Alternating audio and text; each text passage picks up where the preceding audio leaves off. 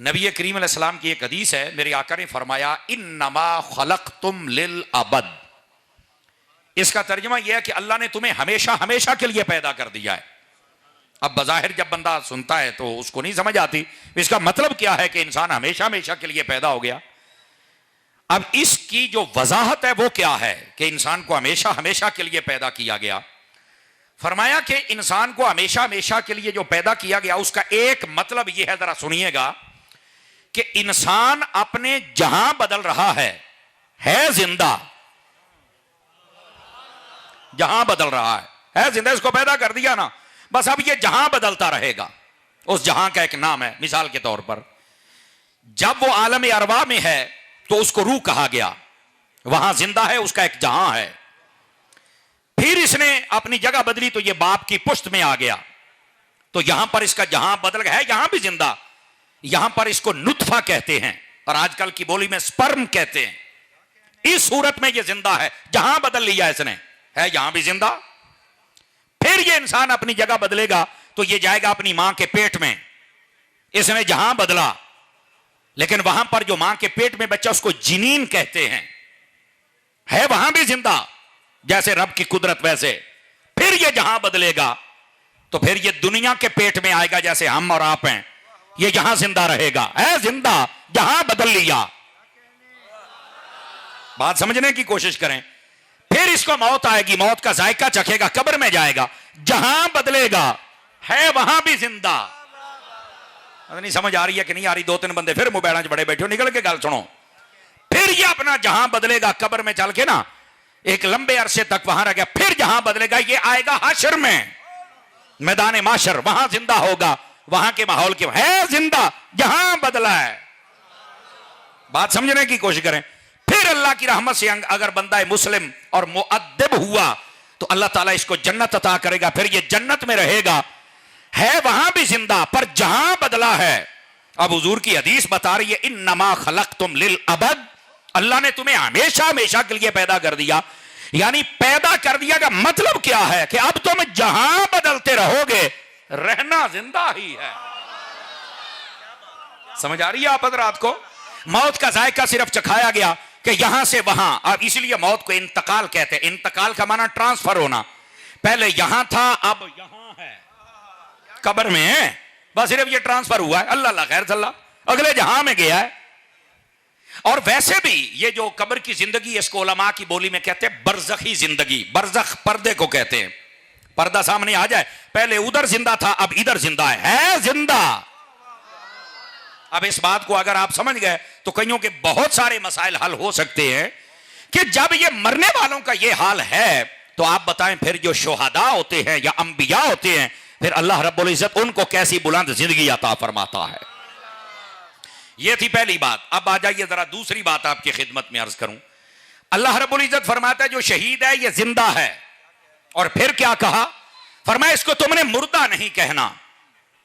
क्यों? फरमाया तुम्हारा शऊर छोटा है, लेकिन अल्लाह ने इसको जिंदगी बड़ी अता फरमाई है। तो जब यह कह दिया गया कि तुम्हारा शऊर छोटा है, तो फिर छोटे शऊर वाले भी झगड़ा करते हैं कि कैसे जिंदा है, जदों तेरा दिमाग ही छोटा है। तो फिर तेनू बहस करनी बनती नहीं। अब देखो ना, ये एक नुक्ता समझ आ जाए तो ये सारे मुआशरे की बहस खत्म हो जाएगी। कोई इस गली के नुक्कर पे बहस कर रहा है, कोई वहां बहस कर रहा है, कोई वहां। वो अल्लाह के बंदे दिमाग छोटा है, उनकी जिंदगी बड़ी है, बस हमने मानना है। समझ आ रही मेरी बात की? तो ये असल मकसद है। तो जब शहीद का मकाम हमें समझ नहीं आ सकता तो फिर नबी का कैसे आएगा? और जब हम नबी का नहीं समझ सकते तो सब नबियों के इमाम का मकाम कैसे समझ आ सकता है? तो हम सबको ईमान रखना होगा ताकि हम समझे कि दीनी तालीमात क्या हैं। यह तो होगी कुरान की आयत जिसमें शुहदा के मकाम को बयान किया गया। अब जरा दूसरी बात भी सुनिएगा। अहादीस तैयबा के अंदर नबी पाक अलैहिस्सलाम ने जो शहीद का मकाम बयान किया वो पता क्या है? बहुत सारी अहादीस, लेकिन कुछ बतौर नमूना अर्ज करता हूं। फरमाया शहीद जब अल्लाह की बारगाह में रुतबा शहादत हासिल करता है तो उसको सिर्फ इतनी तकलीफ होती है जितनी आदमी को सुई चुभने की तकलीफ होती है। उसके बाद उसे कोई दर्द नहीं होता।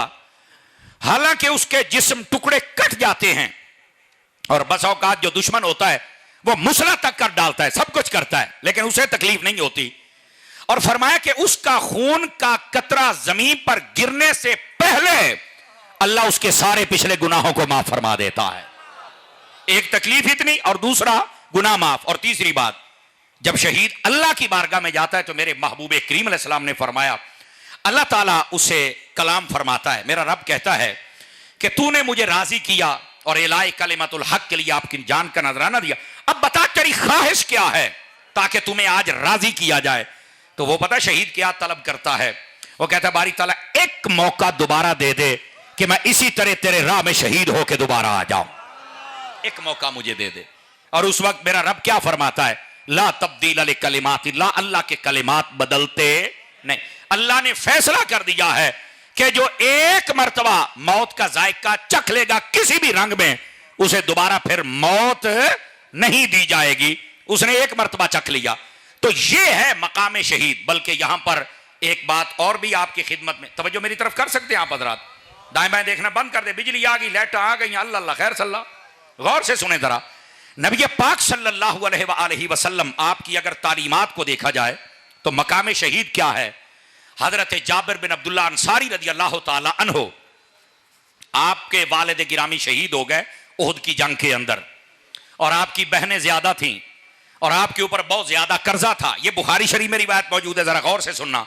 आप बड़े परेशान हुए कि मेरे ऊपर एक बड़ा वजन आ गया, बोझ आ गया, तो अब मैं कैसे यह सारा बर्दाश्त करूंगा। भाई तवज्जो है हजरात, हेलो ओ भाई ओ भरा की गल सुन लो, अगे टप जाओ, उत्थे बह जाओ यार, लेकिन खप ना पाओ, बिठाओ जरूर, लेकिन मैं तकरीर नहीं कर सकूंगा, फिर मेरा ज़हन मुंतशिर हो जाता है। बह जाओ भाजी, अगे आ जाओ, आ जाओ मेरा पुत्र, आ जाओ, अगर जगह आ जाओ, शाबाश, अल्लाह तुहानू मदीने लै जाए, अगे आ जाओ, अगे आ जाओ। तो जे जगह कोई नहीं है तो फिर भी अल्लाह तुहानू मदीने लै जाए। हाँ, अब जरा सुनिए, जो फकीर आपकी खिदमत, खप ना पावे, किसी बंदे की उच्ची आवाज ना आवे, चूंकि मैं सबक सुना रहा हूं। महबूबे करीम सल्लल्लाहु अलैहि वसल्लम के पास हजरत जाबिर बिन अब्दुल्ला अंसारी आए और आके कहा कि हुजूर ये मुझे परेशानी है, कर्जा भी बहुत ज्यादा लोगों का देना है, बहनें भी मेरी ज्यादा हैं, इनके भी मैंने सारे फराइज पूरे करने हैं, लेकिन मैं अभी छोटी उम्र में हूं, मैं परेशान हूं, क्या करूं। नबी पाक ने फरमाया, ये बता क्या है तेरे पास। उसने कहा मेरे बाप का एक खजूरों का बाग है और तो मेरे पास कुछ नहीं। नबी पाक ने फरमाया फिर ऐसे करना, जिस दिन खजूरें तोड़ लेना उस दिन मुझे बुला लेना और उसके बाद सारे कर्जे लेने वालों को कहना कि पैसे मैं नहीं दे सकता, जितने जितने पैसे उतनी खजूरें ले जाओ। तो हजरत जाबिर कहने लगे, मैंने दिल में ख्याल किया कि इतने तो मेरा बाग और जमीन और खजूरें रला सारा कुछ करके इन्ने पैसे नहीं बढ़ने जिन्ने कर्जे ने, तो ये कैसे पूरा होगा। लेकिन मैं चुप इसलिए रहा कि हजूर ने कह दिता तो गल बन जानी है। तो वो कहते हैं कि मैंने उस दिन बुला लिया, नबी पाक अलैहिस्सलाम को खजूरों का सारा तोड़ के एक ढेर लगा दिया। अब जरा गौर से सुनिए, बुखारी शरीफ है, नबी पाक तशरीफ लाए, आपने खजूरों के ऊपर फरमाया कपड़ा दे दो। उसने कपड़ा टाट जो भी सी उन्हें दे छड़िया हजरत जाबिर पाक ने। नबी पाक अलैहिस्सलाम ने ना कुछ उस पर पढ़ा, अल्लाह बेहतर जाने क्या पढ़ा। इसका मतलब है खाना सामने रख के कुछ पढ़ने में हारा ही तो कोई नहीं, रोकने वाला हमें ड्रामा बनाई फिर देने जनाब। नबी पाक ने कुछ पढ़ा और उसके बाद फरमाया कि जरा बुलाओ सबको और बोलो कि अपने अपने पैसे के मुताबिक ले जाओ। एक कहा जी मेरा 10,000 है, फरमा 10,000 दियां खजूरां भर ला गट्टू दे विच, ओ लै गया। दूआ मेरा 20,000, फरमा 20,000 दियां खजूरां लै जा। एक कहा मेरी 1,000 दियां, सारे लै गए। जदों सारे लै गए ना तो नबी पाक अलैहिस्सलाम के प्यारे गुलाम हजरत सैयदना जाबिर कहते हैं जितनी खजूरें मैंने तोड़ी थी सारे ले जाने के बाद भी खजूरें उतनी पड़ी हुई थी, सबकी पूरी हो गई। गौर से सुनिए जरा अगली बात। वो कहते हैं कि जब मेरे साथ ये वाकया पेश आया, नबी पाक ने दुआ की थी, आप तशरीफ ले गए, फरमाया बस तू बंड बाद में दसी की होया है। अब अगली बात सुनिए, जब आप बताने के लिए जा रहे थे ना, रास्ते में हजरत अबू बकर उमर से मुलाकात हो गई। वाकया सुना, कहते इंज होया है। फरमाया तेनू तो हुण पता लगा है, सारे तोलन तो बाद सानू उसले ही पता लग गया सी जिले हजूर आए सन भी इहदा काम हो गया है। समझ आ रही है। अब वो पहुंचे नबी पाक की बारगाह के अंदर, तो नबी पाक अलैहिस्सलाम ने उस वक्त उनके लिए दुआए बरकत भी फरमाई, सारे कर्जे भी उतर गए, सब कोई दूर हो गया। वहां पर मेरे नबी पाक ने एक बात इरशाद फरमाई जो मैं सुनाना चाहता था, वो अब सुनिए। फरमाया जो भी शहीद होकर अल्लाह की बारगाह में गया है ना, जो भी, फरमाया कि अल्लाह ने उसके साथ जो कलाम किया है वो पर्दे और ओट में किया है। और फरमाया कि ए जाबिर, जब तेरा बाप गया है तो अल्लाह ने बिला हिजाब तेरे बाप से कलाम फरमाया है। ये जो शहीद होते हैं रब इनसे ऐसे कलाम फरमाता है। और वजह क्या थी कि इन्होंने ना घर देखा, ना बीवी देखे, ना बच्चे देखे, ना बेटियां देखी, बस देखा तो मुस्तफा जाने रहमत को देखा है। तो शहीद जब अपनी जान का नजराना देता है तो फिर अल्लाह रब्बुल इज्जत उससे कलाम भी फरमाता है। यह है मकाम शहीद। अच्छा, फिर इसका आगे बहुत सारे मानी हैं कि शहीद का माना गवाह भी है, हाजिर भी है, मौजूद भी है। ये बहुत सारे मानी इसके पाए जाते हैं। लेकिन एक बात मैं आपकी खिदमत में अर्ज करूं जिसको मुफ्ती अहमद यार खान नईमी ने लिखा, और बात बड़ी प्यारी है, तवज्जो हो तो सुना दूं ताकि अगली तमहीद ये है, अगली बात समझना आसान हो जाए। मवाइज़ नईमिया में मुफ्ती अहमद यार खान नईमी ने एक बात लिखी। वो फरमाते हैं कि एक बंदा था, उसने ना कुरान मजीद पढ़ा तो वो परेशान हो गया। वजाअत सकरतुल मौत, ये आयात पढ़ के कि मौत बड़ी सख्त है और शदीद है, रोने लग पड़ा। रोते रोते जब सोया ना तो नबी पाक का दीदार नसीब हुआ। फरमाया क्यों रोता है? उसने कहा हुजूर मैं रोता हूं कि मौत बड़ी सख्त है। तवज्जो है हजरात की? कोई नहीं जनाब, तो मैं परेशान हूं कि ये क्या है। तो नबी पाक सल्लल्लाहु अलैहि वसल्लम ने फरमाया कि ये मसला तो कुरान मजीद में है, अगर तू समझेगा तो तेरा मसला हल हो जाएगा। सुनने वाली बात है। उसने कुरान मजीद खोला, फिर उसने पढ़ा, लेकिन उसको समझ नहीं आया। फिर दूसरे दिन सोया, नबी पाक सल्लल्लाहु अलैहि वसल्लम फिर ख्वाब में तशरीफ लाए। तो उसने कहा हुजूर मेरा मसला नहीं हल हुआ। तो फरमाया कुरान मजीद का 12वां पारा पढ़ना। आवाज कमजोर वाली मेरे हाल देखो जरा, फ्रांसी टाले। 12वां पारा पढ़ना। उसने 12वां पारा पढ़ा, उसका मसला फिर नहीं हल हुआ। तीसरे दिन फिर नबी पाक का दीदार हुआ तो फरमाया किसी आलिम से पढ़। यहां से मैं उन लोगों को कहता हूं जो अकेले बैठ के तर्जमे पढ़ते हो ना, नबी पाक ने कहा उसे भी कि पढ़, लेकिन मसला नहीं लभया। नबी पाक खुद बता सकते थे। फरमाया नहीं, किसी आलिम के पास जा। इस वास्ते जिन्ने भी कलियां बह के तर्जमे पढ़ लो, उलमा को तो जाना पहना है ना। हाँ, यही वजह है जो अकेले बैठ के तर्जमे पढ़ते हैं फिर बेचारे नतीजे तक नहीं पहुंच सकते। जैसे वो मिर्जा जेल मियां कमरे में बैठा बक बक करता है, अब नतीजे पर तो बेचारा पहुंचा नहीं। उस्ताद तो उसका कोई है नहीं, समझाने वाला तो उसे कोई है नहीं। और इधर देखे, मैं आपको एक और बात भी समझा दूं, ये आज समझ लीजिए। उसका अगर कोई चमचा बैठा तो वो भी जरा गौर से सुने, बाकी जो पक्के सुन्नी है आप भी गौर से सुने। इधर देखें मेरी तरफ। अब बस औकात होता है सुन्नी मौलवी आपको तर्जमा पढ़ने से रोकते हैं। मैंने कहा जाहिल हम रोकते नहीं हैं, हम कहते हैं पढ़ना है ना तो किसी आलिम से पढ़। कुरान अकेले समझना तेरे बस की बात ही नहीं है। नहीं जी, अल्लाह ने कुरान में फरमाया वलकद यस्सरनल कुरान लिज़िक्र, कि कुरान पढ़ना बहुत आसान है। तो मैं क्या वो आसान इन मानों में है कि नादरा पढ़ो या जबानी याद करो फौरन याद हो जाएगा? रह गए इसके मानी, बेटे वो उस्ताद के बगैर तू हल नहीं कर सकता। अब ये जो तू कहता है कि सारे बैठ के पढ़ो, मैंने कहा सुन, मैं आपको एक बार, ये कुरान और दीन इतना आसान समझ लिया कि तुम कमरे में बैठोगे तो तुम्हें समझ आ जाएगा। मैंने कहा देखो दुनियावी किताबें हैं ना, इधर देखे मेरी तरफ। मिसाल के तौर पर मैट्रिक की किताबें हैं, आपने इम्तिहान देना है। आप अपने बच्चे को कहे नहीं जाना स्कूल है पुत्र, कोई जरूरत नहीं वहां जाने की, हमें फीसा नहीं देने, घर बैठ के पढ़। हालांकि सारी किताबें, उनकी गाइडें और फिर उनके हलशुदा पेपर मिल जाते हैं, मिलते हैं कि नहीं मिलते हैं। और अगली गाल सुने आज, उसके अंदर इख्तलाफ भी नहीं है कि इमाम आजम ने क्या किया है, फलां मुफस्सिर ने क्या कहा, इमाम शाफी ने क्या कहा है। और यहां पर सबको पता है 2 का टेबल है तो वो 2 का है, 3 का टेबल है तो 3 का है। कोई ये नहीं कहना भी ये इख्तलाफ है। इख्तलाफ भी नहीं है, भी आसान, हलशुदा भी है। लेकिन आप फिर भी अपने बच्चे को स्कूल भेजते हैं कि नहीं उस्ताद को पढ़ते तू ता कामयाब होना है। और यार कुछ तो सोच ला, सौखा काम में इख्तलाफ भी कोई नहीं, पेपर हलशुदा है, फिर भी तुझे उस्ताद की जरूरत है। अब ये कुरान का इल्म है, यहां तो पेचीदा काम है, इख्तलाफ भी है, और फिर तू अकेला बैठ के बंदे दा पुत्र बन। अगर दुनियावी किताबों के लिए उस्ताद की जरूरत है तो रब के कुरान के लिए भी उस्ताद की जरूरत है। बात समझ आई है? कोई नहीं आई आप हजरात को? मैंने कहा ये जो जितने छोटे मिर्जई है ना, जरा इनका दिमाग भी सुथरा हमें करना है। इनके दिमाग भी गटर से ज्यादा बदतर बने हुए हैं। नहीं जी, कलियां बह के पढ़ना चाहिए, कलियां बह के पढ़ो तो फिर आइंदा बकवासी बंदा बनता जिमें तुहाडा मिर्जा है। और मैं यहां एक जुमला बोल रहा हूं, अल्लाह करके आप समझ जाएं, अकेला बैठ के पढ़ेगा तो प्लम्बर बनेगा, उस्तादों के पास बैठ के पढ़ेगा तो समर बनेगा। हाँ, समर साहब बनने तो उस्तादों को पढ़ मेरा पुत्र है, तुझे पता चले असल मानी क्या है। तो इस वास्ते हम रोकते नहीं है कि तर्जमा नहीं पढ़ना, हम कहते हैं उस्ताद से पढ़। और मैं आपको इसकी नजाकत समझा दूंगा, आप पढ़े लिखे हजरात बैठे। अल्लाह ने डायरेक्ट कुरान नबी पाक को नहीं अता फरमाया, बल्कि अल्लाह कुरान में कहता है अर्रहमान अल्लमल कुरान, ए महबूब हमने कुरान आपको सिखाया है।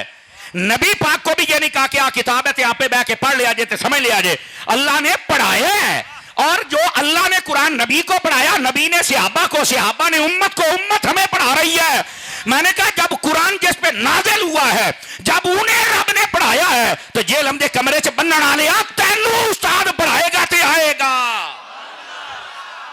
तुझे भी वैसे नहीं आ सकता। जिन पे नाज़िल हुआ है उन्हें कुरान पढ़ना पड़ा है और अल्लाह ने पढ़ाया है।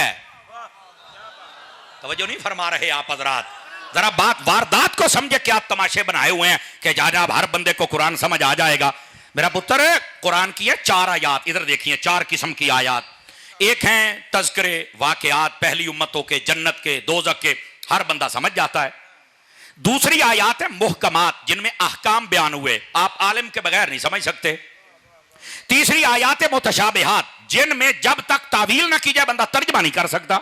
अल्लाह ने फरमाया यदुल्लाहि फौका ऐदीहिम, नबी पाक सहाबा की बैत कर रहे थे, सहाबा के हाथ नीचे थे, नबी पाक ने ऊपर रखा। अल्लाह फरमाता है ये जो ऊपर वाला हाथ है हबीब तेरा नहीं मेरा है। तो अब यहां पर क्या तर्जमा करोगे? अल्लाह का तो हाथ ही नहीं है, अल्लाह ताला हाथ और पांव और जिस्म से पाक है, तो फिर यहां क्या तर्जमा होगा? ये तो तुम्हें नहीं पता। तो मैं कह इसी वास्ते कि नकल्ला खज्जल होएगा, उस्तादा को पढ़। समझ आ रही मेरी बात की? तो ये कुरान की आयात उनकी तीसरी किस्म है मुतशाबिहात, जब तक उसकी तावील ना की जाए बंदा कुरान को समझ नहीं सकता वहां पर। और चौथी आयात मुकत्ताआत, जैसे अलिफ लाम मीम हा मीम, तो इनका तर्जमा कौन बताएगा? तो ये किसी आलिम के पास बैठोगे तो वो असरार और रमूज बताएगा, वरना उलमा ने लिखा अल्लाहु आलम व रसूलुहु बेमुरादिही, फरमाया इसकी मुराद या खुदा जानता है या मुस्तफा जानते हैं। बस इसलिए हम रोकते हैं। कुरान की आयात की कैटेगरियां हैं, उनको समझने के लिए उलमा की जरूरत है। और ये जो कहता है नहीं मौलवियां दी लोड़ नहीं है, तो मैं क्या और तेरे वर्गे सिखां दी लोड़ है? दसना जे मौलवियां दी नहीं तो तेरे वर्गे रणजीत सिंह दे मुंडियां दी लोड़ है। फिर जब मैं रैंच टैट करदा तो फिर ओदे चमचे चीखदे ने। मैंने कहा यही तो तुम्हें बताने आता हूं, ऐसे जाहिलों को छोड़ो जेड़े कहंदे ने बाबा भी कोई नहीं, अम्मा भी कोई नहीं, लावारिस बच्चियां दे पीछे टुर पओ। हम गौसे आजम के पीछे हैं जो नबी का बेटा तो है ना। बात समझ आ रही है कोई नहीं आ रही? आप हजरात को इस बात से बात समझने की कोशिश करें। ऐसे ही पागल कई उसका ऐसे अब्बू बनाए फिरते हैं। तो ये मेरी गल सुन लो, जेड़ा मिर्जे नू मन गया है ना, मिर्जे नू मैं कहना दज्जाल नू तुसी अपना अब्बा कहना है। लिख लो मेरी गल। जिनको इतना शऊर नहीं है, कैसा बदतमीज और जाहिल इंसान है। ये अपने आप को कहता है मैं हुसैनी, छोड़ दे मेरा बेटा, बार बार ना छड़े पंखे को। जो बस ठीक है, जो ये कहता है कि मैं वड्डा हुसैनी हां और फिर कहता है इमाम हुसैन ने नेज़े पे चढ़ के कुरान नहीं पढ़ा, मैंने कहा तुम्हें शर्म नहीं आती? ये तमाम उलमा ने लिखा है इस बात को, और इस पर बकायदा दलाइल और शवाहिद हैं कि इमाम अली पाक का सर नेज़े पे था, फिर भी रब के कुरान की तिलावत जारी हो सारी थी। और ये कैसा जाहिल है जो आके कहता है मैं हुसैनी हूं। मैंने कहा ये सिर्फ तीरों तलवारों के रुख बचाने के लिए इतना लफ्ज बोलता है, वरना इससे बड़ा जाहिल कोई नहीं। मेरा मौजू शुहदाए करबला है, जरा पलीद दम ना लेना, ये नहीं, ये सिर्फ आपके दिमागों से निकालना है कि इन शैतानों को सुनने की जरूरत नहीं है। बात सुनने समझने की कोशिश करें। मैं जो अर्ज कर रहा हूं मेरे अजीज मेरे भाई, इन आयात तो ये बात को अगर समझना है तो आपको उस्ताद के पास बैठना पड़ेगा। वो आपके सामने कुरान, हदीस, अकवाल, तफासिर सारी खोल के रखेगा और उसके बाद आपको बताएगा कि इसका असल माना क्या है। आपको नहीं पता, सुनने दारमी शरीफ पढ़ के देखे, दीगर को तो पढ़ के देखें। बल्कि ये मुस्लिम शरीफ में हदीस है, एक शख्स आया जिसका नाम था हजरत यजीदुल फकीर। हाँ, ये उनसे मरवी है, ये रिवायत है मुस्लिम शरीफ में। हजरत जाबिर बिन अब्दुल्ला अंसारी जिनकी मैंने बात सुनाई, ये मस्जिद नबी शरीफ में बैठकर दरस कुरान दे रहे थे। तो आप कह रहे थे नबी पाक अलैहिस्सलाम की शफाअत के बारे में कि नबी पाक की शफाअत से बिला हिसाब लोग जन्नत में जाएंगे। तो एक बंदा बीच में से बोल पड़ा। ये बीच में से बोलने वाले ना ऐसे गंदे कीड़े होते हैं, जरा पहचानो, ए जिन्होंने विच बोलने का शौक होता है ना, ए गंदे कीड़े, इन्हों की नस्ल बड़ी पुरानी जे। हाँ, तो वो बोल पड़ा, कहता जी आप तो ये कह रहे हैं कि नबी पाक की शफाअत से लोग बिला हिसाब जन्नत में जाएंगे। अल्लाह कुरान में कहता है वइम मिनकुम इल्ला वारिदुहा काना अला रब्बिका हतमन मक़दिया, और अल्लाह फरमाता है कि हर बंदे को हिसाब देकर पुल सिरात से गुजरना पड़ेगा। तो कहता जी तुसी तो अपनी गल कर दो, मैं तो कुरान पढ़िया है। ये आज का एतराज नहीं है, ये तब का एतराज है। ये एतराज करने वाले बड़ी पुराने हैं। जिन्होंने उस्तादों के पास नहीं पढ़ा होता। और इमाम मुस्लिम ने लिखा है कि यह बंदा खारजियों के पास बैठता था, और खारजी होता ही वो है, ना ये आले रसूल की शान बयान कर सकता है, सुन सकता है, ना ये नबी पाक की शान बयान कर सकता है और सुन सकता है। और जो राफजी होता है वो नबी पाक के सहाबा की शान ना बयान कर सकता है ना सुन सकता है। ये राफजी और खारजी में मोटा मोटा फर्क होता है। तो इमाम मुस्लिम कहते हैं वो खारजियों के पास बैठता था और वो नबी पाक की शफात का मुनकर था, और कुरान की आयत पढ़ के मिर्जा भी कहना मैं कुरान पढ़िया, हाँ आयत का नंबर दसिया, मैं कहा तेरे प्यो भी इंज करते सन। हाँ सुन मुस्लिम है, मैं जिम्मेदार हूं इस बात का, 12-14 कैमरे हम नहीं लगे, हम पेड़ में बैठने वाले मिर्जे तरह कमरे च लोग के नहीं, हम मैदान लगाने वाले बंदे हैं बेटा, आप हम मैदान लगाने वाले बंदे हैं। और सुनो अहले सुन्नत, तुम्हारा अकीदा कितना सुथरा है। तो जब हजरत जाबिर के सामने उसने कुरान की आयत पढ़ी ना, तो आप दर से कुरान दे रहे थे, आपने कुरान बंद कर दिया। आपने ना बड़ी सोहनी गल की थी, ओ फरमाया ओ काका ओ इको आयत पढ़ी हो या होर भी कोई आउंदी है? हाँ मुस्लिम शरीफ है। तो उसने कहा जी मैंने तो कुरान पढ़ा। फरमाया गल कुरान का नहीं, तू इनकार कर रहा है तो तू एक आयत पढ़ी है कुरान दी 6666 ने सारियां पढ़, फिर तू किसी नतीजे पर जाएगा। तो आपने फिर उसके सामने आयत पढ़ी, असा अन यबअसका रब्बुका मकामम महमूदा। आपने फरमाया अल्लाह ने कुरान में फरमाया कि महबूबान करीब हम आपको मकाम महमूद अता करेंगे। पता है क्या है? कहता नहीं ये तो मैंने नहीं पता। तो फरमाया भी तो कुरान है। आप जरा फ्रंट सीटों वाले सुभान अल्लाह कहे ना, समझने की कोशिश करे ना। आपने कहा ये भी कुरान है, पढ़ी है? कहता नहीं पढ़िया तेरा की तर्जुमा? कहता मैंने तो नहीं पता। ते फरमाया जेरे कमीने कोल तू बैठा रहे तेन वो दसिया है ये अंदर नबी दी शान दी कमी है, तेन ये नहीं दसिया। तो कहने लगा फिर इसका की मतलब है? फरमाया हमने नबी पाक से पूछा था कि हुजूर ये कौन सा मकाम है जो अल्लाह आपको अता करेगा? तो मेरे नबी ने फरमाया था ये वो मकाम है जहां खड़े होकर मैं अपनी उम्मत की शफाअत करूंगा और अल्लाह ताला मेरी शफाअत कबूल करके मेरी उम्मत को जन्नत अता फरमाएगा। तवज्जो है कि कोई नहीं आप हज़रात की? तो आपने कहा तू भी कुरान की आयत पढ़ रहा है और मैं भी कुरान पढ़ रहा हूं, लेकिन तू वो आयतें पढ़ रहा है जिससे नबी की शान में कमी हो रही है, और तुमने दूसरी आयतें देखी नहीं। खारजी का काम ही ये है, वो आयत वो पढ़ेगा जिसमें अल्लाह ने फरमाया कि किसी के पास कोई गैब नहीं है, तो वो कहेगा देखो अल्लाह ने कुरान क्या कहा, किसी को गैब ही कोई नहीं। हालांकि मैं कहता हूं कि खारजियों की सोच है। कुरान क्या कहता है जरा सुन। अल्लाह फरमाता आलिमुल गैब फला युज़हिरु अला गैबिही अहदा इल्ला मन इर्तदा मिर रसूल। अल्लाह ताला फरमाता है गैब का इल्म अल्लाह के पास है, अल्लाह किसी को नहीं देता। हाँ जब रसूलों पे राजी हो जाए तो रसूलों को अल्लाह इल्म गैब अता फरमा देता है। खारजी ने सिर्फ एक आयत पढ़ी है जिसमें इनकार है। हम कहते हैं सारी आयतें पढ़, और ये कमरे में बैठकर जाहिल तुम्हें कोई नहीं बता सकता, ये उस्ताद बताएगा, शेखुल हदीस बताएगा, शेखुल तफसीर बताएगा। समझ आ रही है मेरे को? कोई नहीं समझ आई? तो ये मैंने एक मिसाल दी है, इस वास्ते अपने आप को संभालिए और इस जाहिल के पीछे जाने की जरूरत नहीं है। समझा दूंगा आप हज़रात को। मिर्जा तो मैं तुहाडे ज़हन चों कढ़ देंगे तो याद ही रखोगे तुसी इंशाअल्लाह। हुण वैसे सारे साफी कहंदे ने पागल है, जाहिल है, जेड़े जेड़े स्टूडेंट ने वो छड्डी जाते हैं, तो पता नहीं केड़े चमचे सुनते हैं। मेरी समझ तो गल बाहर है। इतना एक्सपोज दुनिया में जितना ये जलील हुआ है और कोई नहीं हुआ, और इंशाअल्लाह इन्हें अजे होना है। समझ आ रही है मेरी बात की? यहां पर यजीद आया और फेल हो गया, कुछ नहीं कर सका बुजुर्गों का। अकबर बादशाह आया था दीन अकबरी लेकर। मेरा एक बाबा सामने खलोता सी जिहदा नाम मुजद्दिद अल-फिसानी सी, और मुजद्दिद पाक ने ओदा सारा तख्ता उलट के रख दिता है। ते मैं आख्या जदों एडे एडे बादशाह बुजुर्गों के दुश्मन बन जान ते अल्लाह उन्हां नूं बर्बाद करके रख छड़दा, बाबियां दी इज्जत बुलंद हो जाती है। तू तो शै ही कोई नहीं है। यही तो वजह है कि मिर्जा एक दरबार बंद नहीं करवा सका, एक बंदे को पीछे नहीं हटा सका, कोई हलाली बंदा उसे नहीं सुनता। तो जेड़ा नहीं है उतना मेरा कलाम ही नहीं है। तवज्जो फरमा रहे हैं आप सभी हज़रात? इस वास्ते मैं मिर्जा तो मैं तुहाडे ज़हनां चों कढ़ देंगा एक बारी, और अल्लाह की कसम उठा के कहता हूं मेरे मोबाइल में मैसेजेस रोजाना 1 से 3 बंदों के मैसेज आते हैं, असी तेरियां तकरीरां सुनियां अत्तारी असा मिर्जे नूं छड़ छड़िया, सानू समझ होना आई है। ये है इस अत्तारी मलंग की कमाई। समझ आई? उनको समझ आती है असल हकायक क्या है। लेकिन बात कहीं दूर ना चली जाए, आप मेरी बात समझने की कोशिश करें। नबी पाक सल्लल्लाहु अलैहि वसल्लम के दीवानों और मस्तानों मकामे शहीद अल्लाह ने भी बयान किया और रसूल पाक ने भी बयान किया। और रह गई बात इमाम हुसैन की, जरा जुमले का लुत्फ लेना। हर शहीद की शहादत को बयान किया गया, उसके शहीद होने के बाद हुसैन वो शहीद है जिसकी शहादत को बयान उसकी शहादत से पहले किया गया। मेरे इमाम हुसैन की शहादत पहले बयान की गई। और फिर दूसरी बात, हर बंदे की शहादत को बयान या आलिम या मुहद्दिस या मुफस्सिर ने किया। चंद हस्तियां हैं जिनकी शहादत को मेरे नबी ने बयान किया, जैसे हजरत फारूक आजम, जैसे हजरत उस्मान गनी, और इसी तरह हजरत इमाम हुसैन। ये वो शहीद हैं जिनकी शहादत मेरे मुस्तफा ने बयान फरमाई हुई है। तवज्जो है कि कोई नहीं? बैठ जा भी काके, जगह मिलती, बैठ जा बैठ जा मेरा पुत्र, बैठ जा, बैठ जाइए। अब जरा मेरी बात को समझने की कोशिश कीजिए और फिर मैंने जो बात कही है इस बात को समझिएगा।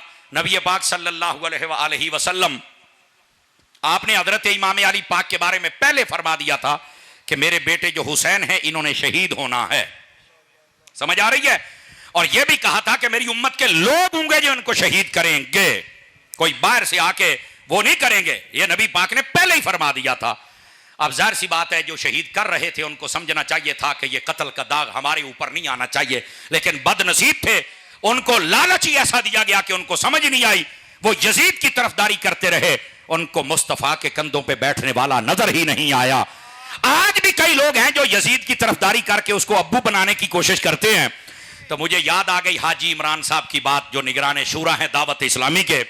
वो कहने लगे यार एक दुआ करते हैं, जो यजीद के तरफदार हैं उनसे कहो कि तुम दुआ करो अल्लाह तुम्हारा हशर यजीद के साथ करे, और हम कहते हैं अल्लाह हमारा हशर हुसैन के साथ फरमा दे। तवज्जो है ना? ये जिसमें जुर्रत हो वो ये दुआ करे, और हमारी जुर्रत है, हम कहते हैं या अल्लाह हमारा हशर इमाम हुसैन के साथ फरमा। बस इतनी बात है। अब आइए जरा इस पर मैं जरूरी गुजारिशात आपकी खिदमत में अर्ज करूं। दोस्ताने गिरामी, ये जो वाक़या करबला है ना, वाक़या करबला, इसके बारे में पहले पता था कुछ ना कुछ के इमाम हुसैन ने शहीद होना है। हाँ, जगह खास बाज उलमा के नजदीक ये भी है कि चंद इशारे ऐसे मिलते हैं हजरत मौला अली पाक के।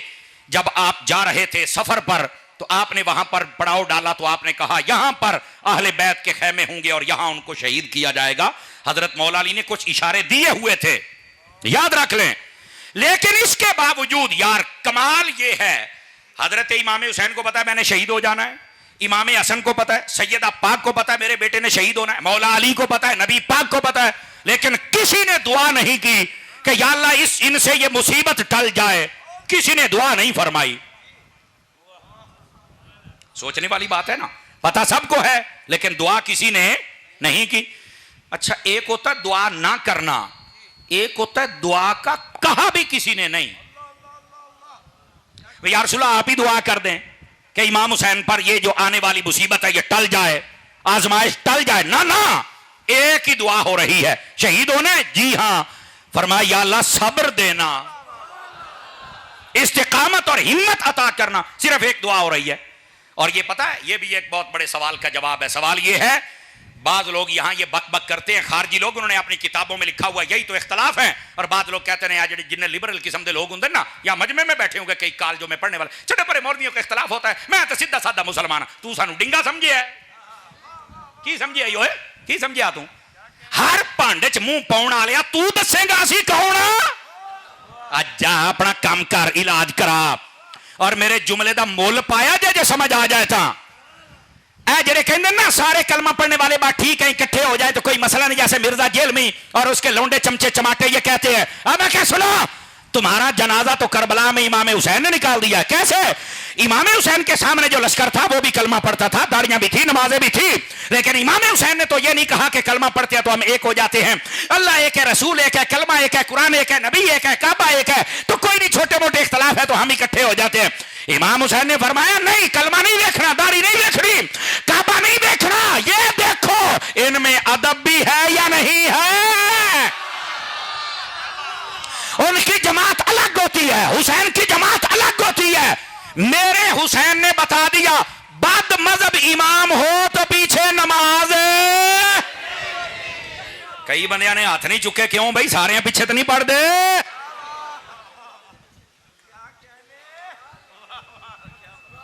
इमाम अली पाक ने फरमाया बद मजहब के पीछे नमाज नहीं पढ़नी हमने। ओ बैठे हो जो ये बात नहीं कर सकता वाकया करबला बयान ही ना करे, तो इमाम हुसैन रज़ी अल्लाह तआला के वाकये के साथ इंसाफ कर ही नहीं सकता। तेरे अंदर जुर्रत ही नहीं है। इमाम अली पाक के सामने जो लश्कर था ना, वो दाढ़ी वाला, कलमे वाला, नमाज वाला, कुरान वाला था। लेकिन इमाम हुसैन ने तो ये नहीं कहा छोटे मोटे इख्तलाफ होते रहते हैं, इकट्ठे हो जाए हम। फरमाया नहीं, हम कलमा निरा नहीं देखते, साथ में अदब भी देखते हैं, सहाबा का भी, आले पाक का भी। ढिले पै गए हो यार, बिजली थी आ गई है, पर फिर तुसी चुपचाप बन के बह गए हो। इमाम अली पाक। और फिर अगली बात, आजकल जरा कहना मेरे सामने जड़ी मसीत आवे मैं पढ़ लेना, तो मैं कहा तू साडे वास्ते हुज्जत है, तू इमाम आजम है, और की तेरी औकात है, तू गल्लां करना, तू तो बूहे ते चल के बूहा खड़का में अद्धा घंटा बूहा को नहीं खोलदा, आ तेरी औकात है, तू दसना मैं यूं करता हूं, की है तू? मेरी तकरीर गैरत वाला सुन सकता है, मैं तुहानू दस देवां। अरे गैरत लेके, वरना आप इमाम हुसैन के वाकये से अल्लाह की कसम इंसाफ नहीं कर सकते। और फिर एक और सुने आजे, अजय कहते नहीं यार क्या मसला, इमाम है ना, कुरान नहीं पढ़ता ना, छड्डो परे ना। ओ भाई, मैदान करबला में हजरत होर से सबक सीखो। हजरत होर ने ना कलमा बदला था, ना दीन बदला था, ना रोजे बदले थे, ना चेहरा बदला था, ना कुरान बदला था, सिर्फ इमाम बदला था। पहले इमाम यजीद था, फिर हुसैन को बना लिया और ये जन्नत में चला गया है। बोलो जरा सारे,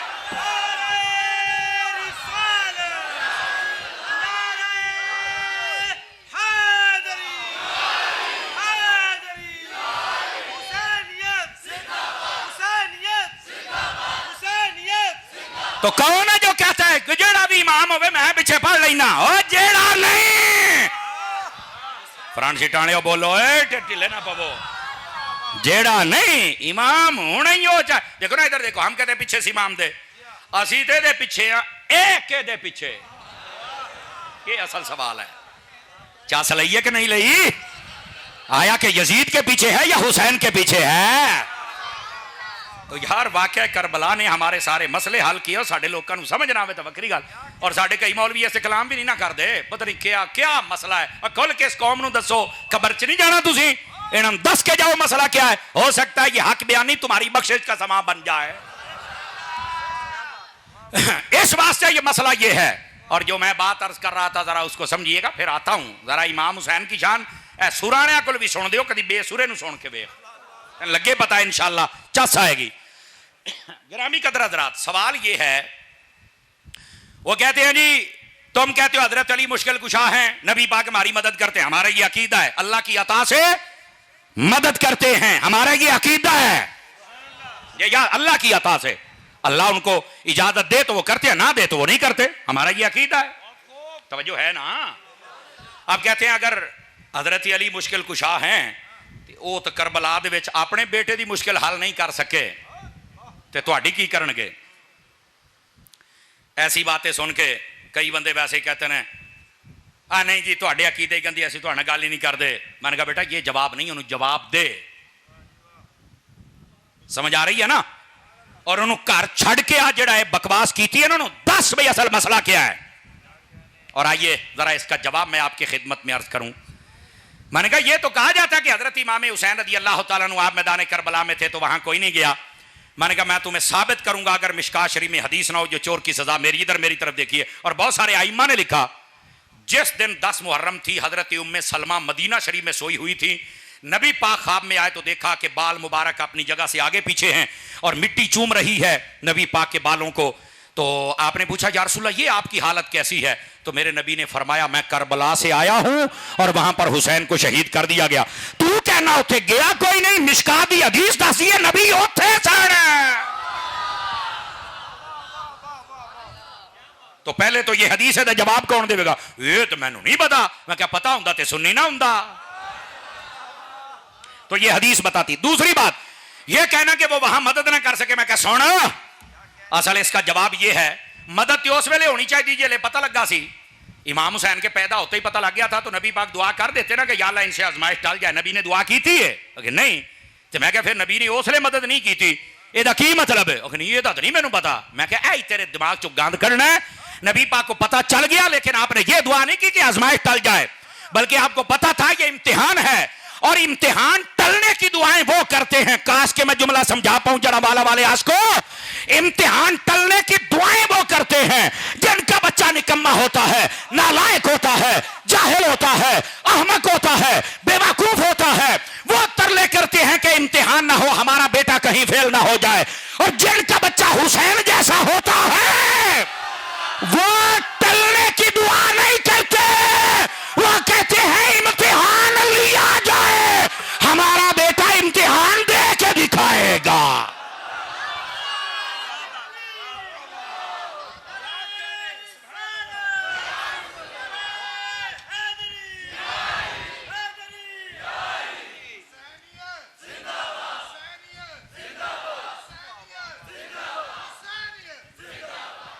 को गाल समझ आई है? कोई नहीं आई है? मुस्कुरा के बोलो सुभान अल्लाह। गोडे छड्डी भी सोने, मुस्कुरा के बैठिए, मुस्कुरा के। बस आपकी जान छोड़ देते आप, बिजली टाइम लगी नहीं तो हुण तक आखिर दावाना हो ही जाना सी। लेकिन आप ध्यान फरमाएं तो इमामे अली पाक का इतराज करने वाले खारजियों कि वहां पर हजरत अली नहीं गए मदद के लिए, नबी नहीं गए। मैंने कहा हदीस बताती है वो थे ही वहां। समझ आ रही है? एक ही दुआ सब्र और रजा की, और नबी पाक ने तैयारी करवाई है। तैयारी इशारा दे दूं कैसे करवाई है? नबी पाक कंधों पे उठाते हैं, फरमाया सवारी सीख, करनी पड़ेगी। चलो हुण इन्हें खलोते ने चुप शा मेरे पीर भाईओ, तुसी तो बोल लो, मरो तो हड्डी आवाज अल्लाह दे बंदे तुसी बोलो ना। नबी पाक ने सवारी करना सिखलाई। नबी पाक सजदे में, हुसैन पाक आगे ऊपर, सजदा लंबा कर दिया। ये पता क्या सबक था? फरमाया हुसैन आज हमने तेरे लिए सजदा लंबा किया है, फिर सजदा करके बखाउना ही। और इमाम हुसैन ने फिर करके बखाया, करबला सजदा इंज हुंदा है। समझ आ रही है? ये किताबें बकायदा लिखी गई कि हजरत इमाम हुसैन आप सही नहीं थे, यजीद सही था। अस्तगफिरुल्लाह, अल्लाह दी कसम मैं किताबा ना विखावा जो चोर दी सजा मेरी। फिर लोग कहते साडे पीछे नमाज़ा पढ़ो, बदकारो किले पढ़िए तुहाडे पीछे। और जदों इमाम हुसैन, देखो ना, जो बंदा जिस हालत में शहीद होता उसी हालत में उठता है। कितना मजा आएगा जब हुसैन सजदे से उठेगा, बताओ ना। इमाम हुसैन की शहादत का सही होना यह दलील है कि इमाम सजदे में है। कौन से गंदी नस्ल के लोग हैं जिनको आज यजीद सही नजर आता है, और फिर कहते हैं मौली साहब नु कहो इंज ना कहते, इंज ना कहते, तेरा प्यो लगदा यजीद। हम नौकरी दे के जाएंगे, जेड़े 4 साल है ना, इंशाल्लाह नौकरी देंगे, जमाना याद रखेगा। केड़ी गल हुई? इसलिए मैं आपको बात समझा रहा हूं। हजरत इमाम अली पाक की शहादत सही है, यह तो इस बात की दलील है कि मेरे नबी ने तो पहले बता दिया मेरा हुसैन शहीद होगा।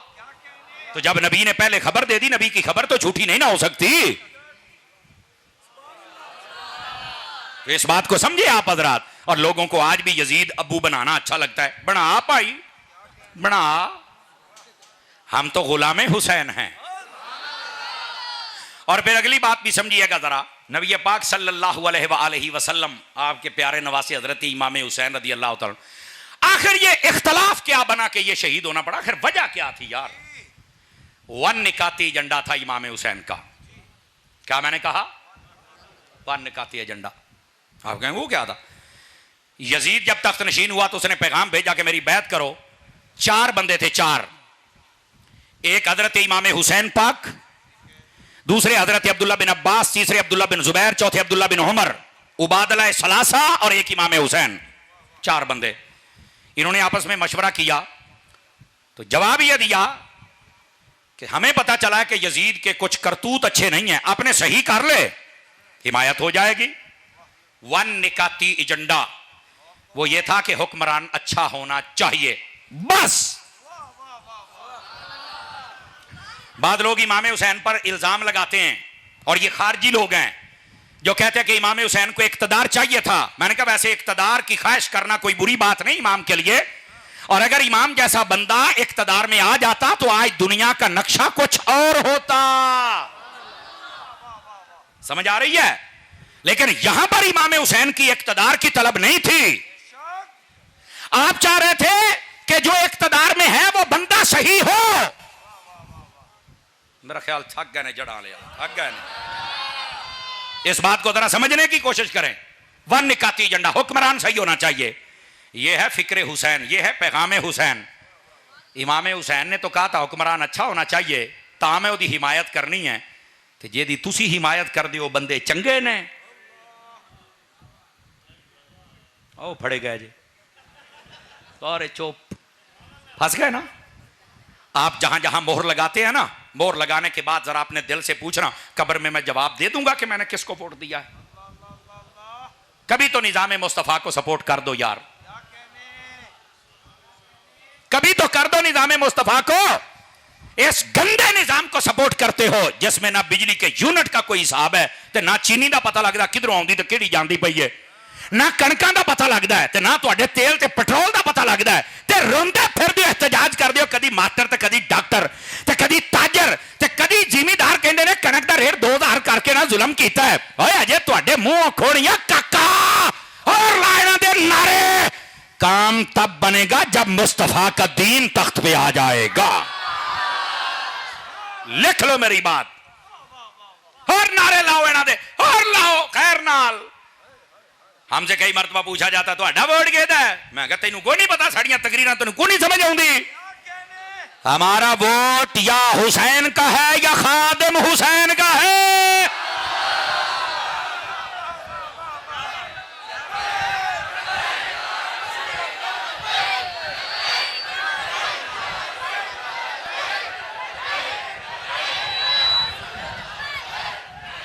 पांच चार बंदे चोपी बैठे ने, तुहाडी पार्टी का नाम नहीं आना काका, नहीं आना।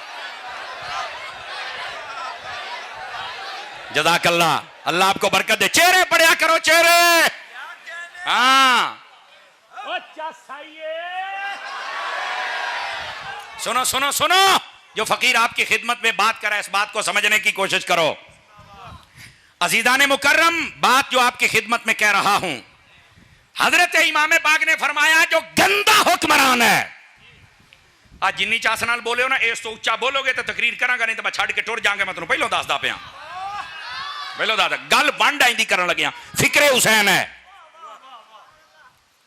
इमाम पाक ने तो फरमाया था हुक्मरान अच्छा होना चाहिए, तब मैं हाथ में हाथ दूंगा। सारे आज बयान करते इमाम ने यजीद के हाथ में हाथ नहीं दिया, क्यों? ये यजीद गंदा था। तवज्जो, यजीद क्या था? मैं कह इधर सुनी आउं सज्जे खब्बे मौलवियां तो लग के आखिरी बंदे तक सारियां दे मुंह चेक करने जे भी इन्हां नूं की हुंदा ते की नहीं हुंदा। एक गल एडी भारी है, मैं तां कहंदा पिया। मैंने कहा ये बता कि तेरे अंदर जुर्रत है कि इमाम हुसैन ने जिस यजीद के हाथ में हाथ नहीं दिया वो गंदा है, और जिस अमीर मुआविया के हाथ में हाथ दिया वो चंगा है।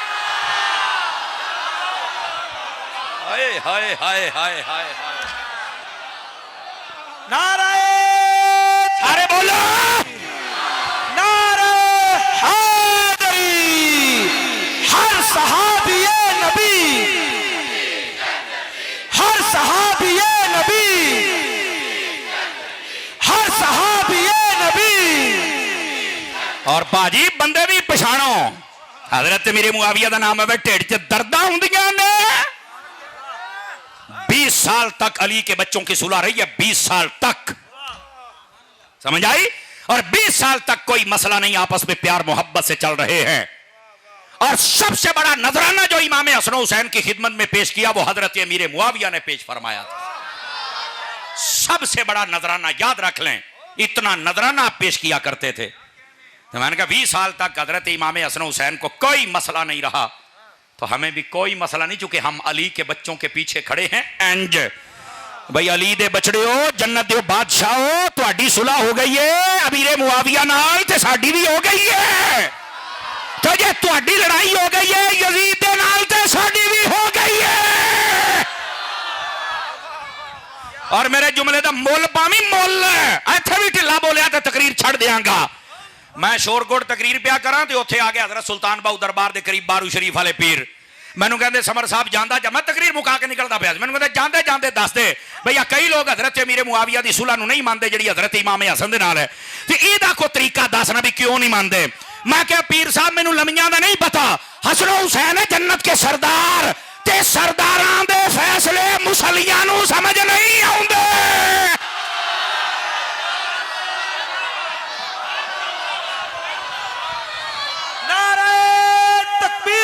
बोला जरा प्यार से।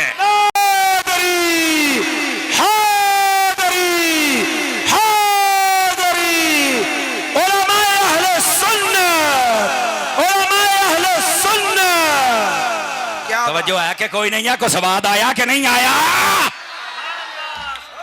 खुदा के बंदे लोगों ने तमाशे बनाए हुए हैं। खबरदार कोई आले रसूल की दुश्मनी करे, खबरदार कोई नबी के सहाबा की दुश्मनी करे।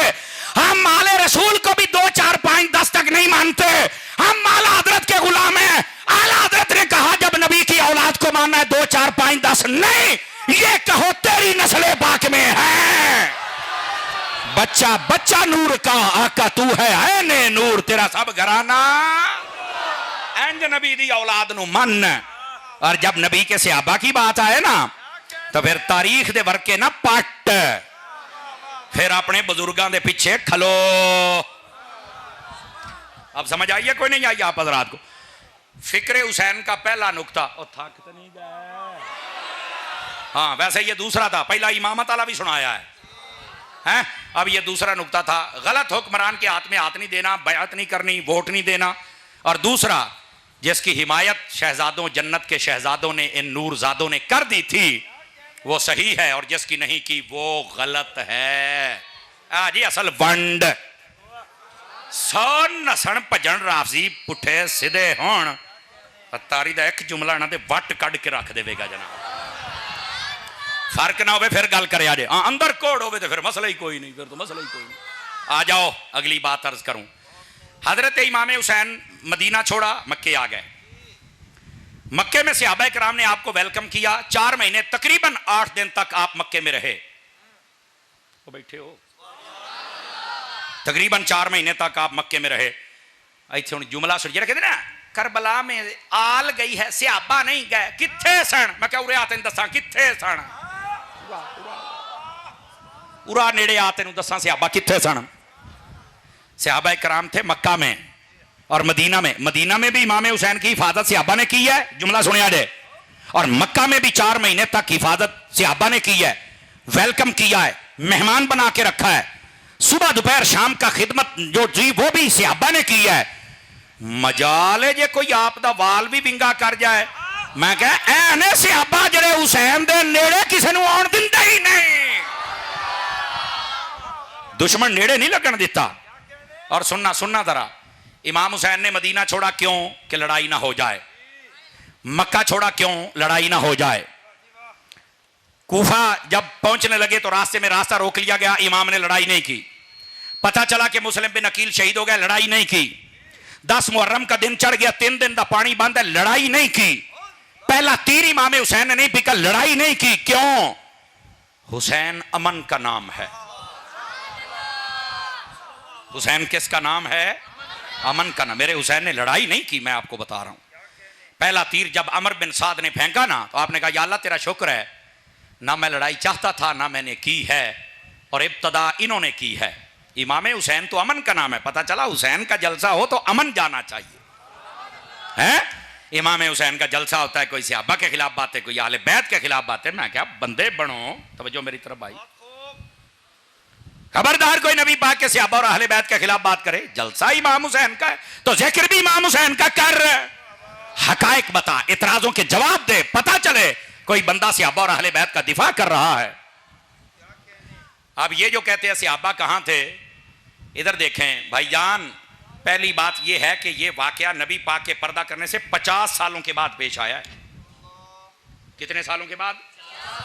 इमाम हुसैन की उम्र उस दिन 7 साल 7 महीने 7 दिहाड़े जिस दिन नबी पाक ने पर्दा फरमाया। उस तो बाद 50 साल, तकरीबन 56 57 या 58 साल उम्र बनती इमाम हुसैन पाक दी। यानी आप उस वक्त बचपने के आलम में थे जब नबी ने पर्दा फरमाया। तो जो बड़ी उम्र के सहाबी थे अक्सर फौत हो गए थे, शहीद हो गए थे। तू लभदा फिरना करबला दे विच।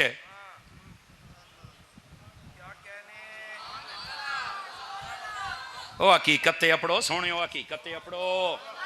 दोबारा फिर सुनो, इन 50 सालों में अक्सर सहाबा कराम पर्दा कर गए थे, अक्सर शहीद हो गए थे। और जो मौजूद थे ना उनकी तादाद हजारों में नहीं थी, सैकड़ों में थी। यानी वो 500 से 1500 थे, जना 2500, अल्लाह जाने किन्ने सन, हकीकी अल्लाह जानता है। लेकिन तादाद बहरहाल बहुत थोड़ी थी और थे भी पूरी दुनिया में। और इधर सुनना, इमाम हुसैन ने किसी को बुलाया भी नहीं है। कोई माई कलाल साबित करे कि इमाम हुसैन ने जंग का ऐलान किया। जेडे कहते ने इमाम जंग ते गया थे, इमाम दीन बचाउण गया थे, सहाबा किराम क्यों नहीं? अब जाहिला, इमाम पाक नहीं गए, इमाम पाक ऐलान नहीं किया। उसकी मैं वजह बताता हूं, इधर देखो। अगर इमाम हुसैन ने जंग करनी थी, जंग किससे थी? बोलो। हुण मैं तुहानूं फर्क दसन लग्या, जे तुहानूं समझ आई ना तो तुसीं आपे कहना यार गलती हुई ना। यजीद बैठा है मुल्क शाम दमिश्क शहर में, इमाम हुसैन मक्के से उधर नहीं जा रहे, इमाम हुसैन मक्के से कूफे जा रहे हैं। यजीद उधर बैठा है, इमाम पाक इधर जाते पे ने। मैं क्या जंग यजीद नाले दी इधर क्यों? कहंदा ये नहीं मैनू पता। ते मैं क्या पता हुंदा ते सुन्नी ना हुंदा।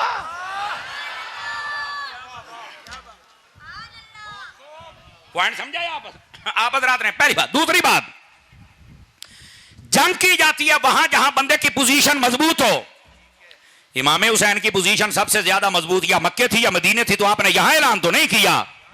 और यहां गलत ठीक है, तो मैं फिर जंग नहीं है। और जो जंग लड़ने जाए वो 6 माह के बच्चे साथ लेके जाता है, औरतें साथ लेके जाता है। कहता नहीं, तो मैं क्या क्यों लगा? ये दलील है कि आप जंग पर नहीं गए। और फिर काश के मैं समझा पाऊं, काश। मैंने कहा मैं मानता ही नहीं कि इमाम हुसैन ने किसी को बुलाया हो और लोग ना आए हों। अगर बुलाते ना आते तो मैं भी एतराज करता। कहता तेरे को की दलील है? मैं क्या पहली तो दलील है, पूरा जखीरा कुतुब खोल और मुझे बता कहां इमाम हुसैन ने किसी को बुलाया है। पहली दलील। और दूसरी ये है, मैंने कहा 1400 सालों के बाद लाहौर शहर में एक व्हील चेयर पे बैठने वाला बाबा आ जाए और उसका नाम हो खादिम हुसैन, और दीन पर अगर वक्त आ जाए तो वो आवाज लगाए तो पूरा मुल्क आ जाता है। मेरे जुमले दा मोल पाइयो जलाने वाले आशका, अगर हुसैन का खादिम बुलाए तो सारा मुल्क आ जाए, अगर हुसैन बुलाए तो कैसे नहीं आ सकते हैं?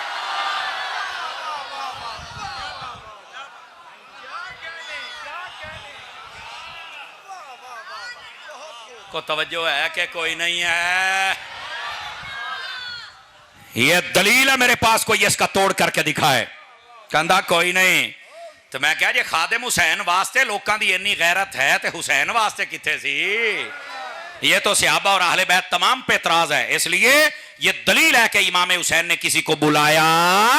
बोलो, किसी को बुलाया? सहाबा किथे ने? मैं क्या रात इन दसा किथे ने? पूरी दुनिया में थे और तादाद थोड़ी थी, और इमाम हुसैन ने किसी को बुलाया नहीं था। और इधर देखो, देखो आपने ना एक पहलू देखा इस वाक़े का, लोग अपने मतलब की बात करके इमाम हुसैन करबला में शहीद हुए। आपको पता है बाद में मक्के मदीने में क्या हुआ था? मक्के मदीने वालों को जब पता चला तो उन्होंने दोबारा यजीद को कहा कि हम तेरी हिमायत नहीं करते। यजीद ने मक्के पर भी हमला किया, मदीने पर भी हमला किया। 3 दिन नबी पाक सल्लल्लाहु अलैहि वसल्लम आपकी मस्जिद में नमाज नहीं हुई 3 दिन तक। यजीद ने इतना जुल्म किया है भाईजान। आप कहां बैठे हुए हैं? यानी करबला की दास्तान सुनाते हो तो करबला का हिस्सा मुकम्मल नहीं होता जब तक मक्के और मदीने की बात ना की जाए। और तुम कहते हो सहाबा का क्या किरदार? ये जब सहाबा को बाद में पता चला कि उन्होंने इमाम हुसैन को शहीद कर दिया है, तो सहाबा कराम ने फिर कहा कि जितने बाकी थे हम क्यों तेरी हिमायत नहीं करते? तो उसने ना सहाबा को छोड़ा, ना मक्के को छोड़ा, ना मदीने को छोड़ा। ये कौन दसेगा? लेकिन फिर अगला सवाल यह पैदा होता है, इमाम हुसैन कूफा जा क्यों रहे थे? थक गए, कौन थक गए? 12 बज गए, शाला घड़ियां ते वजन, मुंहां ते ना वजन। हाँ, इस वास्ते जागो थोड़ा जिहा, घड़ियां ते वजन दियो, मुंहां ते ना वजन दियो। तगड़े होके बहु। इमाम हुसैन कूफे क्यों जा रहे थे? इधर देखो मेरी तरफ। कूफे जा रहे थे 2 वजह से। एक तो कूफे वालों ने बुलाया था, और किस वजह से बुलाया ये दूसरी चीज है। वो कहते थे कि तुसी ना साडे कोल आ जाओ, तो इत्थे यजीद ने जिहड़ा इमाम मुकर्रर कीता ना, असीं उहदे पिछे नमाज़ां नहीं पढ़नियां, असीं तुहानूं ही इमाम रखना है। आप इमामत के लिए जा रहे थे, कोई इक़्तिदार नहीं था। बाज़ कहते हैं ये 2 शहजादों की जंग थी। मैं कहा ये कहने वाला भी जन्नम का कुत्ता लगता है। तुझे यजीद शहजादा नजर आया, तुझे हुसैन क्यों नहीं नजर आया? शर्म आनी चाहिए जिसने ये बकवास की है कि 2 शहजादों की जंग है। कोई शहजादों की जंग नहीं है। अगर ये जंग होती जैसे नबी इमाम हुसैन के बारे में फरमाया कि इसने शहीद हो जाना है, तो यजीद के बारे में भी बताते ना कि उसने भी शहीद होना है, योदी को फजीलत बयान कर छड़ दे। नहीं जी, बाद में आने वालों के लिए नबी पाक कैसे बताते थे? मैं क्या अवैस करनी दे बारे भी तो दस ही दे रहे सी ना। इमाम आजम ने तो अभी आना था, तो इमाम आजम के बारे में भी तो पहले बता दिया था ना कि ए सलमान, तेरी नस्ल में से बंदा पैदा होगा, अगर दीन सुरैया आसमान पे चढ़ जाए सितारे पर तो वहां से भी उतार के ले आएगा। अगर मेरे नबी इतनी बातें बता सकते तो यजीद के बारे में कोई फजीलत नहीं बता सकते?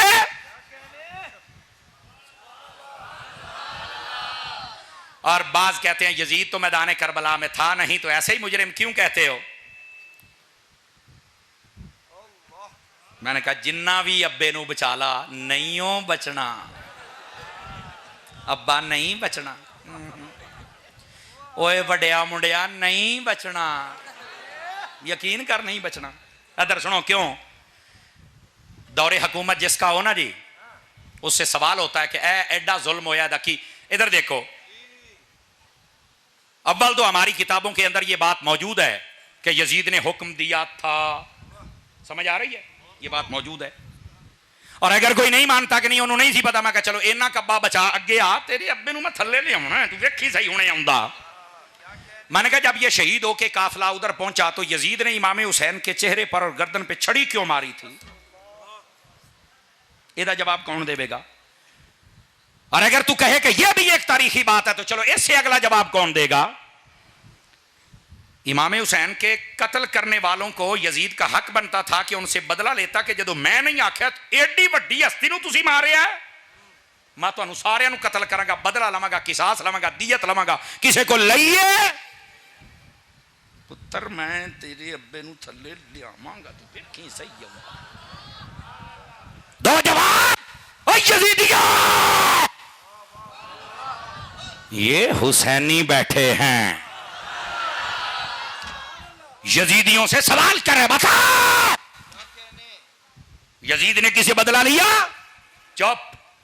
मैं कहा तेरी हर शायद चुप हो जाएगी, तू कितने बैठा है? फिर तुम कहते हो यजीद का कसूर नहीं है, तो मक्के पर हमला किसने करवाया? मदीने पर किसने करवाया? जी ये तो यजीद ने करवाया। तो मैं क्या आ गया ना तेरा अब्बा थल्ले, माख्या सी नहीं छोड़ सकता, यजीद की तरफदारी न कर, सदके हुसैन पे जाऊं जो नेज़े पे चढ़ के फिर रब के कुरान की तिलावत कर रहा है। समझ आ रही मेरी बात की? इस वास्ते हमें समझना होगा कि असल हकीकत क्या है। इस वाक़े को गलत रंग दिया जाता है।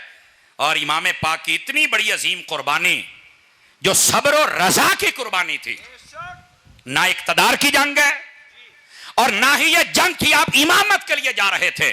और इधर देखो आजकल कई कहते हैं तुझी इमाम हुसैन दा साथ नहीं दिंदे। मैं कहा ये ताना पहलों भी दिंदे, जेड़ा ये ताना दिंदे सन ना उन्होंने ना हजरत अली का साथ दिता है, ना इमाम हसन का दिता है, तो ना इमाम हुसैन का दिता है। ये वो गंदे लोग ने, गंदी नस्ल, हिमायत आपने की थी तो तोहमत साडे उत्ते लांदे। उदों सिहाबा दे भौंकदे सन, हुण साडे ते भौंकदे ने। ना सिहाबा दा कसूर है ना साडा कसूर है। समझ आ रही है? इस वास्ते हकायक को समझो। और बात जरा इख्तिताम की जानिब लेके आ रहा हूं और काश मैं ये बात समझा पाऊं। जितने हजरात आप तशरीफ फरमा हैं, आप सबके ज़मीर के दरवाजे पर दस्तक दे रहा हूं। इमाम पाक का यजीद से इख्तलाफ क्यों था? यजीद फासिक है, फाजिर है, शराबी है, कबाबी है, सूदी है। समझ आ रही है? बदकार है, बेअदब है, सहाबा का, अहले बैत का, मक्के का, मदीने का, ये यजीद।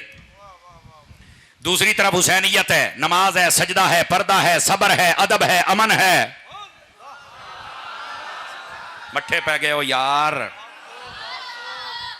दो चीजें आपके सामने, एक यजीदी किरदार, एक हुसैनी किरदार। मुझे ईमान से बताएं किस किरदार पर अमल करना है? किस पर बताएं? हम हुसैनी किरदार पर अमल कर रहे हैं या कमजोर हैं? सच बताना। कमजोर है ना, ये कमजोरी दूर करो। सारा साल काम यजीद आले ते देगा इमाम हुसैन दियां। क्यों चुप हो गए हो? खैर है, मैं कोई गल वड्डी तो नहीं की थी, सिर्फ जमीर के दरवाजे ते कुंडी खड़काई है। सारा साल सूद भी खाते जे, हराम भी खाते जे, तुमता भी लाते जे, एक दूसरे के खिलाफ भी बोलते जे, भैन भरावां दा हक भी खाते जे, सहाबा और अहले बैत दे मुखालिफ भी जे, नमाजा भी कोई नहीं पढ़ते, 10 मुहर्रम नूं देगा इमाम हुसैन दियां पका के बह जाते जे। तू एक देग ना पका, लेकिन काम तो इमाम हुसैन वाला करना सारा साल है। आज मसला यह है, करतूत यजीद वाले देगा इमाम हुसैन दियां, मजा तब आएगा जब काम भी हुसैन का और नाम भी हुसैन का। क्या मैं उम्मीद करूं जितने बैठे हैं नमाज की पाबंदी करेंगे, कुरान की तिलावत करने की कोशिश रोजाना फरमाएंगे, ना सूद, ना लड़ाई, ना रिश्वत, ना झगड़ा, ना फितना, ना फसाद। दावत इस्लामी आपकी अपनी तंजीम है, मोहब्बत फरमाया करें, मोहब्बत फरमाया करें। तो जड़ा वाले ने खालिद भाई इको बंदा दिता, देखा किड्डा जनाजा होया जने दा है। अच्छे बंदे थे, आप भी अच्छे बने। सुन्नी जितनी तंजीमें हमारी, अल्लाह सबको बरकत दे, लेकिन इमाम हुसैन के मिशन पर हम अमल करें, नारों की हद तक नहीं, मिशन पर करें तो सुबहान अल्लाह। मदनी चैनल देखते रहिए, मिलते हैं एक ब्रेक के बाद। वाखिरु दावाना अनिल हम्दुलिल्लाहि रब्बिल आलमीन। अल्लाहुम्मा सल्लि व सल्लिम व बारिक अला सय्यिदिना मौलाना मुहम्मद व अला आलिहि व अस्हाबिहि अजमईन। खल्लाक़ आलम आज की इस महफिल को कबूलियत का दर्जा अता फरमा। दामे दिरमे सुखने कदम जिस बंदे ने जैसा